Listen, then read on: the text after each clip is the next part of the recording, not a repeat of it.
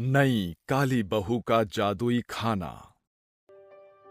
आंखों में आंसू लिए माधुरी टूटे मन से अपने पिता बैजू से कहती है, बाबूजी, मुझे ब्याह नहीं करना। आप मंदा जी को मना कर दीजिए। मगर क्यों बिटिया, तू तो भली भांति जानती है कि हम इस गरीबी में कैसे बदतर दिन काट रहे हैं। ऊपर से तेरा ये श्यामला रंग तेरी शादी ब्याह में अड़चन बनता आया है। हर हित पाहुन तेरे काले रंग का ठट्ठा उड़ाकर तुझे ठुकरा कर चल देते हैं। इस बार ईश्वर की दया से इतना सुनहरा रईस रिश्ता मिला है, फिर दहेज के दाम में उन्होंने एक आना भी नहीं मांगा। फिर तू ब्याह करना क्यों नहीं चाहती बेटा?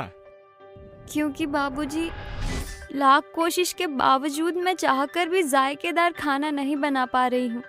कभी रोटी टेढ़ी मेढ़ी हो जाती है, तो कभी दाल जल जाती है, तो कभी सब्जी नमक मसाले के मारे माहुर हो जाती है। इसके चलते शादी के बाद मेरी सास मुझे बेढंगी बहू का ताना बाना देगी। माधुरी बेटी, इतनी बेचैन ना हो। अभी तो तेरे ब्याह में महीना भर की देरी है, तब तक तू सीख जाएगी। तेरे बाबूजी को पूरा यकीन है तुझ पे। बैजू की बात सुनकर माधुरी खाना बनाने की कोशिश में लग जाती है। इस बीच महीने भर का मंजर खत्म हो जाता है और शादी का दिन आता है। माधुरी की शादी मंदा के बेटे अवधेश से हो जाती है। यहाँ से शुरू होता है काली नई बहू के ससुराल का सफर। रिपना बहू घर की रीत रिवाज के हिसाब से घर की बड़ी बहू छोटी बहू का स्वागत करती है। आगे बढ़कर बहू का स्वागत करो। यही दिन देखना बाकी रह गया था कि मैं अपने सुंदर हाथों से अपनी काली देवरानी का स्वागत करूं। आइए देवरानी जी, ससुराल में आपका स्वागत है। जी जेठानी जी। कुछ देर बाद माधुरी बहू, सभी रस्म खत्म हो चुकी है। तू भी जाकर आराम कर ले। कल तेरी पहली रसोई की रस्म है, सवेरे उठना होगा। जी माँ जी। पहली रसोई की रस्म के मारे बेचारी काली बहू सारी रात बदरा की ओर ताकती हुई बिहान कर देती है। सवेरा हो चुका है, आज मेरी पहली रसोई है। जल्दी से झाड़ बहार करके नहा लेती हूँ। माधुरी समय से सारा काम निपटा कर रसोई घर में हाजिर हो जाती है। तभी उसकी सास कहती है, सुन बहू, आज तू खाने में कचौरी छोले और खीर बना दे और मेरे लिए बस सादी रोटी और दाल बना देना।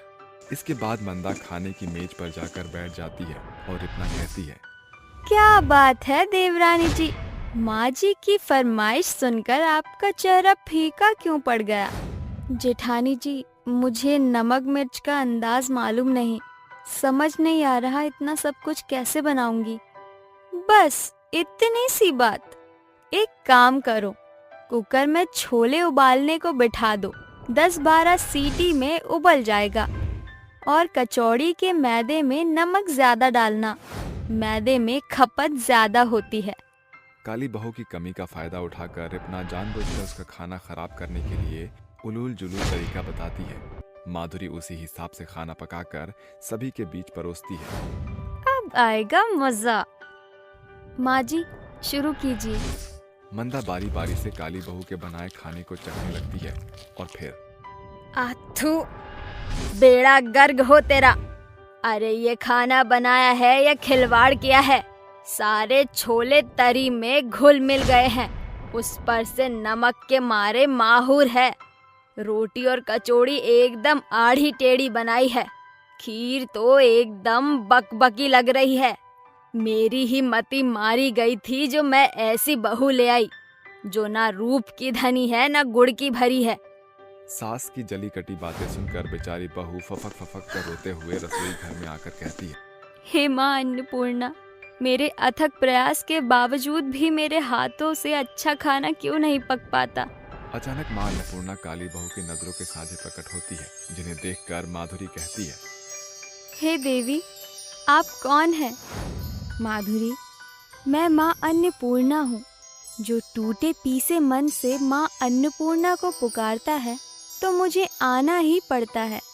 माँ अन्नपूर्णा, मैं क्या करूँ? अपने हाथों से जो भी खाना पकाती हूँ वो खराब बनता है। शायद मेरे कालेपन का परछावा पड़ने के कारण सब बिगड़ जाता है। कुछ करो माँ। शांत हो जाओ माधुरी, मैं तुम्हें वरदान देती हूँ कि मेरा नाम लेकर अब से तुम अपने हाथों से जो भी पकाओगी वो जादुई खाने में बदल जाएगा। मगर ध्यान रहे, ये राज कोई जानने ना पाए, वरना खाने से जादुई होने का असर टूट जाएगा। इसी के साथ माँ अन्नपूर्णा अंतर्ध्यान हो जाती है और इस शाम माधुरी माँ अन्नपूर्णा का नाम लेकर खाना पकाती है। जय माँ अन्नपूर्णा। इस जादुई खाने को खाकर माँ जी और मेरे बीच हुए सभी गिले शिकवे मिट जाएंगे। जैसे ही खाना बनकर तैयार होता है, एक रोशनी खाने में समा जाती है, जिसके साथ वो जायकेदार जादुई खाने में बदल जाता है। फिर माधुरी खाना मेज पर लगाती है। तभी रिपना बीच में तारीफबाजी करते हुए कहती है, अरे माधुरी, सवेरे माँ जी को अपना बेढंग खाना खिलाकर मन नहीं भरा, जो सांझ को फिर उनके मुंह का स्वाद बिगाड़ना चाहती हो। अरे ले जा अपना उलुल जुलुल खाना, इसे देखकर ही मेरी भूख मर गई है। माँ जी, मैंने बड़े प्यार से बनाया है ये सब, एक बार चख कर देखिए, एक बार चख कर देखिए मेरी खातिर।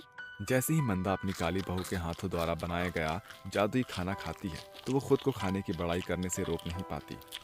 वाह बहू, मजा आ गया, क्या जायकेदार खाना बनाया है, मन खुश हो गया ये खाना खाकर। हाँ माधुरी, सचमुच क्या लाजवाब खाना बनाया है तुमने, तुम्हारे हाथों में तो जादू है। ये सुनकर माधुरी मुस्कुराते हुए मन ही मन कहती है, अब इन्हें क्या पता, जादू खाने में है। उस रोज के बाद काली बहू के हाथों बने जादुई खाने ने सभी का मन मोह लिया। अब तो हर दिन मंदा अपने मुंह से काली बहू के जादुई खाने की बड़ाई करते नहीं थकती। माधुरी बहू, जरा यहाँ तो आना। जी माँ जी, कहिए। वो आज सांझ मेरी कुछ सहेली तुझे देखने आ रही है, उनके लिए बढ़िया कुछ बना लेना। इसी के साथ माधुरी रसोई घर का रुख करती है। एक काम करती हूँ, मटर मशरूम की सब्जी और पालक पनीर के पकोड़े बना लेती हूँ, साथ में कचौड़ी कर दूंगी। माधुरी झटपट से खाना पका लेती है और कहती है, जय माँ अन्नपूर्णा, जल्दी से जादुई खाने में बदल जाओ। काली बहू के ऐसे कहते ही वो खाना जादुई खाने में बदल जाता है। तभी रिपना वहाँ आती है। माधुरी, माँ जी की सहेली आ चुकी है, उन्हें पानी दे आओ। जी जेठानी जी। माधुरी के रसोई घर में जाते ही रिपना सब्जी में मिर्ची का डब्बा उड़ेल देती है। इस बात से बेखबर माधुरी मेज पर खाना परोसती है। जादुई खाने का पहला निवाला खाकर मंदा की सहेली जमुना कहती है, मंदा, तेरी बहू के हाथों में तो साक्षात माँ अन्नपूर्णा का बसेरा है। इतना बेनजीर खाना बनाया है कि जी करता है उंगलियां चाट जाऊं। ये सुनकर रिपना कुड़कुड़ाने लगती है। ये कैसे मुमकिन हुआ? जमुना चाची के मुंह से धुआं निकलने की बजाय काली बहू के खाने की बड़ाई निकल रही है। कुछ तो ऐसा जरूर है जो ये काली कमली छुपा रही है। उस रोज से रिपना माधुरी पर नजर रखने लगती है। एक दिन माधुरी किचन में खाना बना रही थी, पर रिपना छुपकर माधुरी का ऐसा करता देख लेती है। उसे जादुई खाने का राज मालूम पड़ जाता है। रिपना अपनी सास को बुलाहट देती है। माँ जी, जरा जल्दी से रसोई में आइए। अरे क्या बात है रिपना बहू, इतनी गर्दिश क्यों मचा रखी है? माँ जी, देवरानी जी के हाथों बने भोजन का भेद खुल गया। आप जानती भी हैं, देवरानी जी जादुई खाना बनाती हैं, इसीलिए वो जायकेदार होता है। माँ अन्नपूर्णा ने इन्हें आशीर्वाद दिया है। रसोई घर का राज खुलता देखकर काली बहू की आंखों में आंसू भर जाते हैं और वो बोलती है, जेठानी जी, आपको मेरे जादुई खाने का राज पता चल गया। अब मेरे हाथों का खाना फिर से बिगड़ने लगेगा और मजबूरन मुझे फिर से माँ जी के ताने बाने सुनने होंगे। बेबस काली बहू के दिल में बसा बेढंगा खाने का खौफ देखकर मंदा का दिल भर आता है और वो कहती है, ना बहू, रो मत, अब तुझे तेरी सास खाना बनाना सिखाएगी, वो भी बिना ताने बाने के। ये सुनकर माधुरी के चितवन में बसा खाने का खौफ खुशी में बदल जाता है और आखिरकार काली बहू सास की आस पर खरी उतरती है, जिसके बाद काली बहू जादू पर नहीं बल्कि खुद पर निर्भर होकर लाजवाब खाना बनाने लगी थी। बहादुरगढ़ गांव में रहने वाली त्रिवेणी देवी के 3 बेटे थे, दुर्गेश, अनिकेत और राजेश। राजेश तीनों भाइयों में सबसे बड़ा था। उसकी शादी 5 साल पहले बबीता से हो चुकी थी और दूसरे बेटे दुर्गेश की शादी कुछ महीनों पहले माया से हो गई थी। शादी के इतने सालों बाद भी बबीता की गोद सूनी थी, जिस कारण एक भी दिन खाली नहीं जाता था जब उसकी सास उसे खरी खोटी नहीं सुनाती थी। सुबह का समय था, त्रिवेणी बैठी हुई बबीता पर कुड़कुड़ा रही थी। अरे ओ काम चोर करम जली, चाय बना रही है या बीरबल की खिचड़ी बना रही है? बनी नहीं क्या तेरी चाय? अरे इतनी देर में तो पूरे पकवानों का ढेर लगा देती। सास का गुस्सा देखकर बबीता झटपट से चाय का कप लेकर हड़बड़ाहट के साथ सास के पास आकर चाय परोसती है। ये लीजिए माँ जी, आपकी चाय। ये सुनकर त्रिवेणी भागते हुए गर्मा गर्म चाय बहू पर डाल देती है, जिस मारे बबीता का चेहरा भभक उठता है और उसके जुबान से एक दर्द भरी चीख निकलती है। माँ, मेरा चेहरा। कितनी बार कहा है ना तुझे, अपने मनहूस मुंह से मत कहा कर मुझे माँ जी। अरे मेरे तो भाग्य फूट गए थे जो तुझ जैसी बांझ मेरी बहू बन गई। अरे तू औरत के नाम पर कलंक है। जानती है, जो औरत एक बच्चा भी नहीं जन सकती वो जीवन भर अधूरी रहती है और जमाना उस पर 100 तोहमत लगाता है। अगर मुझे पता होता कि तुझ में बांझपन का इतना बड़ा खोट है तो मैं भूल से भी तुझे अपनी बहू नहीं बनाती। माँ जी, इसमें मेरा क्या दोष है कि मेरी कोख बंजर है? भगवान ने मुझे अधूरा बनाकर भेजा है, तो इसमें मैं कहां से कसूरवार हूँ? ये पहली बार नहीं था। बबीता को हर दिन अपनी सास के तीखे ताने भरे शब्द का सामना करना पड़ता था। समय गुजर रहा था, फिर एक दिन त्रिवेणी को पता चलता है कि उसकी दूसरी बहू गर्भवती है। क्या तू सच कह रही है मंजली बहू? हाँ माँ जी, बिल्कुल सच। मैं माँ बनने वाली हूँ और अब दादी। आखिरकार ईश्वर ने मेरे घर पर अपनी नजर फेर ही दी। अब मेरे सूने घर में भी किलकारियां गूंजेंगी। बहुत बहुत बधाई हो माया। आओ, अपनी जेठानी के गले नहीं लगोगी? अपनी बांझ बहू की बात सुनकर त्रिवेणी गुस्से से तिलमिलाकर बोलती है। ठहर जा मनहूस, तू मंझली बहू से गले नहीं मिलेगी। क्या पता कहीं तेरे बांझपन की परछाई मेरे घर की खुशियों को खा बैठे। अब से लेकर अगले 9 महीने तक तू माया बहू के आजू बाजू भी भटकती दिखी तो ये सास तेरे गले का फांस बन जाएगी। अब खड़ी क्या है, जाकर मर किसी कोने में। अपनी सास से मिले बांझपन के ताने बबीता के सीने में तीर के जैसे जा लगते हैं। वो रोते हुए अपने कमरे में आती है। तभी राजेश कहता है, क्या हुआ बबीता, माँ ने तुम्हें फिर ताने मारे क्या? अरे जाने दो राजेश, वैसे भी सास बहू में खट्टी मीठी नोकझोंक तो होती ही रहती है। बबीता, मैं तुम्हारा पति हूँ। मेरे सामने तुम्हें अपनी सास के हक में झूठी सफाई देने की कोई जरूरत नहीं है, क्योंकि मैं अपनी माँ के रग रग से वाकिफ हूँ। राजेश ऐसा बोल ही रहा होता है कि त्रिवेणी अंदर आकर बोलती है, मुझे पता था कि मेरी ये बांझ बहू अपने अंदर भरा गुब्बारा कहीं तो फोड़ेगी और जब खुशियों में खलल ना डाल सकी तो मेरे बेटे को मेरे खिलाफ भड़का रही है। बांझ बैरन कहीं की। बस करो माँ, क्यों बेचारी को कोसती हो, कभी तो बख्श दिया करो उसे। अरे मुझे भी कोई शौक नहीं कान लगाकर बातें सुनने की। अनिकेत की शादी का कार्ड छप चुका है, रिश्तेदारों में बांट देना। 2 दिन बचे हैं शादी में। और हाँ, एक बात याद रहे, शादी में मुझे ये बांझ दूर दूर तक दिखाई नहीं देनी चाहिए। ऐसे ही वक्त की तेज रफ्तार के साथ 2 दिन बीत जाते हैं और त्रिवेणी देवी अपने तीसरे बेटे की बारात लेकर नितारा के घर पहुंचती है, जहां सभी बारात में नाचते गाते दुल्हन के द्वार पर पहुंचते हैं। वहीं बेचारी बबीता को ससुराल के सन्नाटे में अकेले रहना पड़ता है। उस पल उसकी आंखों में उतरे हुए आंसू उसके बांझपन के सबक को तोड़ रहे थे। क्यों भगवान, मुझे उस गुनाह की सजा क्यों मिल रही है जिसकी जिम्मेदार मैं ना होकर भी बन गई? क्या मेरा फूट फूट कर रोना तुझे दिखाई नहीं देता? आज मैं तुझसे पूछना चाहती हूँ, क्यों लगाता है तू हम औरतों की कोख पर बांझपन का कालिख? आखिर क्यों? बबीता की आवाज पूरे घर के सन्नाटे में गूंज उठती है। वहीं दूसरी ओर त्रिवेणी अपनी तीसरी बहू नितारा के साथ लौटती है। दिन गुजरते हैं जहां त्रिवेणी अपनी 2 बहू माया और नितारा पर जान छिड़कती है, वहीं बबीता उसकी नजर में हमेशा खटकती रहती थी। दिन बीतते गए और त्रिवेणी की तीसरी बहू भी प्रेग्नेंट हो गई थी, जिससे सास का सीना और भी चौड़ा हो गया। माँ जी, मुझसे ये रूखा सूखा खाना नहीं खाया जा रहा। जी कच्चा हो रहा है। मुझे गाजर, मेवे, पिस्ते का बना हलवा खाना है। अरे बस इतनी सी बात, तू ठहर। बबीता, अरियो बबीता, अरियो मेरी बांझ बहू, बहरी हो गई है क्या? सास की उखड़ी बोली सुनकर बहू खौफ से भरकर भागती हुई उसके सामने आकर खड़ी हो जाती है। तभी त्रिवेणी दांत पीसते हुए बेरहमी से बबीता के बाल खींचकर कहती, क्यों रे करमजली, सास की आवाज अनसुनी करती है? कान क्या कोल्हापुर छोड़ाई है?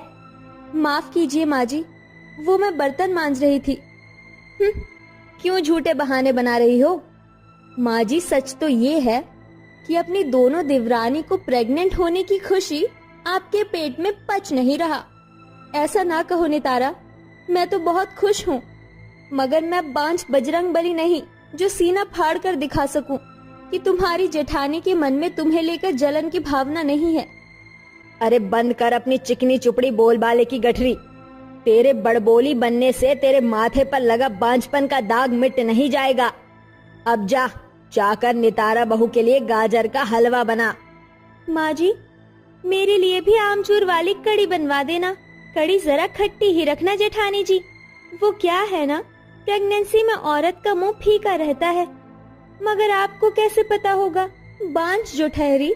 सास और देवरानी के तकलीफ देह ताने बबीता को अंदर ही अंदर तोड़ रहे थे, मगर उसके जुबान पर जड़ी चुप्पी टस से मस नहीं हुई। समय गुजरता गया, जिसके साथ माया प्रेगनेंसी के 8वें महीने के पड़ाव और नितारा 5वें महीने में प्रवेश करती है। मंझली बहू, बस तेरे डिलीवरी की डेट नजदीक आ गई है, इसीलिए कल तेरी गोद भराई के साथ लगे हाथ नितारा बहू की गोद भराई भी हो जाएगी। सो तो ठीक है माँ जी, मगर हम नहीं चाहते कि हमारी गोद भराई में किसी बांझ की परछाई हमारे होने वाले बच्चे के इर्द गिर्द मंडराए। तू फिक्र मत कर बहू, ये बांझ कल अपने कमरे में रहेगी। हाँ, वैसे अच्छा ही है, उसी बहाने इन्हें जेठ जी को अपने लटके झटके दिखाने का खुला मौका मिल जाएगा। भाभी, इस बार कोई भी भूल चूक मत करना, क्या पता आपकी सोनी गोद भर जाए। रात ढलती है और अगले दिन गोद भराई का जश्न छिड़ता है, मगर बबीता को कमरे से बाहर आने की इजाजत नहीं थी, इसलिए राजेश भी कमरे में ही रुका था। तभी राजेश को बुलाने के लिए त्रिवेणी जैसे ही दरवाजे के पास आती है तो वो उनकी बातें सुन लेती है। क्यों बबीता, क्यों? किस मिट्टी की बनी हो तुम? अरे मेरे किए की सजा तुम क्यों भुगत रही हो, जबकि तुम ये जानती हो कि कमी तुम्हारी कोख में नहीं है, बल्कि तुम्हारे पति में पिता बनने की काबिलियत ही नहीं है। फिर भी इस सच को अपने सीने में दबाकर माँ के ताने से तिल तिल मरती हो। भगवान के लिए चुप हो जाइए राजेश, ये बात माँ जी को पता चल गई तो पता नहीं उन पर क्या बीतेगी। ये सुनकर त्रिवेणी के मन में एक ही ख्याल उठ रहा था कि धरती फट जाए और वो उसमें समा जाए। वो लड़खड़ाते कदमों से अंदर आती है, उसकी आंखों से बहते आंसू संभाले नहीं संभल रहे थे। बहू, मुझे माफ कर दे, इतने सालों से मेरे ताने सुन रही है, आज मैं अपनी ही नजरों में गिर गई हूँ। एक औरत होकर भी मैं एक औरत की दुश्मन बन बैठी। माँ जी, मुझसे माफी मांगकर आप मुझे पाप का भागीदार मत बनाइए। जीवन तो है ही सुख दुख का संगम। ये तो भगवान ने हमारे तकदीर में बच्चे का सुख नहीं लिखा है, मगर ये क्या कम है कि मेरी 2 देवरानी प्रेग्नेंट है। ये बबीता का बलिदान ही था जो मां बनने की सामर्थ होने के बावजूद उसने बांझपन का कलंक अपने आंचल में समेट लिया। कड़वा कथन है, मगर कभी कभी जो दिखता है असल में वो होता नहीं है। इसलिए बिना सच जाने की पुख्ता परख किए किसी को दोषी ना ठहराए।